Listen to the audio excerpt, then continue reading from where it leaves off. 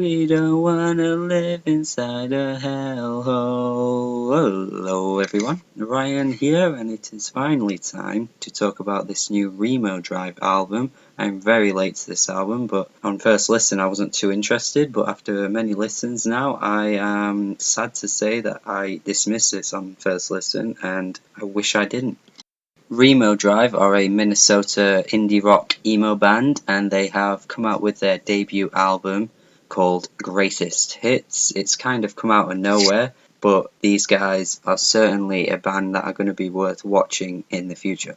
First of all, I just want to say that I'm a massive sucker for really good emo music. Back in my teenage days, if it wasn't emo, then I wasn't listening to it basically. And even that has carried through over to today, since I've discovered way more indie rock bands from the 90s that were very emo as well. You know, I could spend all day listening to Pedro the Lion, American Football, Sunny Day Real Estate, Cap and Jazz, bands like that I'm just absolutely in love with. And so when there's a new band that come out with it today, they say that come out with that sound and they do it well, I just get very excited.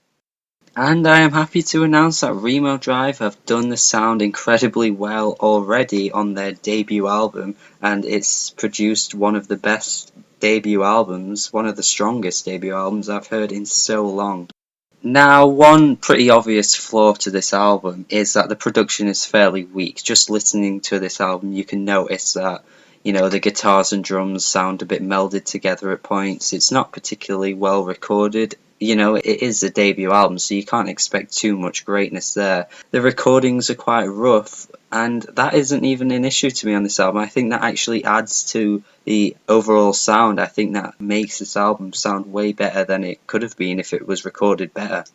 And of course, there are some fairly obvious reference points to Remo Drive's sound. As I mentioned before, American Football, and the biggest one for me is Weezer's early days, the Blue Album, Pinkerton. There's some obvious influences, I think, for Remo Drive, and even some modern day acts as well, like Moose Blood, their album I'll Keep You in Mind from time to time. Also Andrew Jackson Jihad, I love those guys. I think there's a bit of similarities to them as well, and Jeff Rosenstock, especially sometimes in the vocals. Again, I love Jeff Rosenstock, and these are all great influences to make a good album.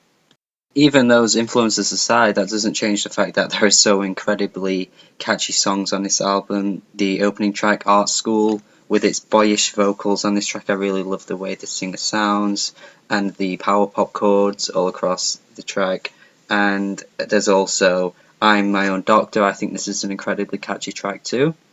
Eat Shit is one of the fastest moving tracks here. It's absolutely fantastic. I love this track as well. And let's not forget the massive pop punk influence across this album, like on the track Crash Test Rating. It has the classic pop punk guitar sound, and then there's the mandatory woes, which have to feature on a pop punk song, of course. Why would they not? And then there's the quite emo lyrics with this one, with the lines, "The bags in my eyes are too heavy to carry, my feet are too fragile for weight bearing." It's quite self-loathing, but I think that it's done well enough, and it's not annoying or whiny like it could potentially be.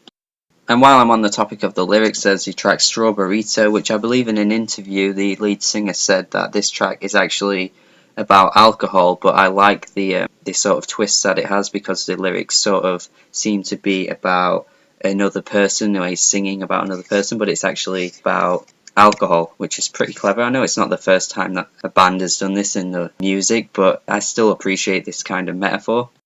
Trying to Fool You has got that classic Weezer influence that I was talking about before. The interlude in this track is fantastic, and there's the R's, which totally remind me of like the backing vocals that you would hear on some early Weezer, particularly on their first album.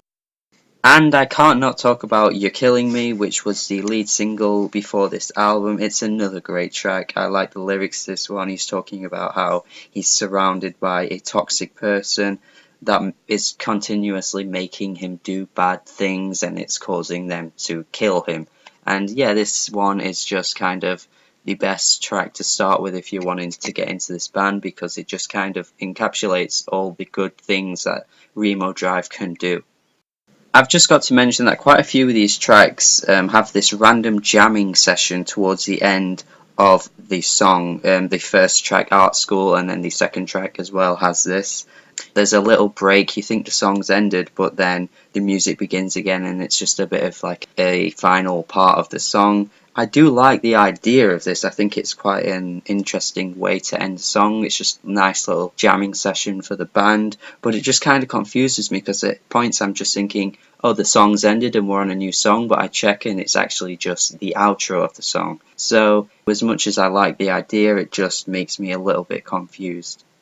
Other than that, though, I don't have many complaints about this album at all. Again, like I said, I think it's one of the best debuts I've heard all year and in quite a long time. I'm going to be listening to this for months on end. It's certainly going to make my year-end list. I think this is one of the best albums I've heard all year.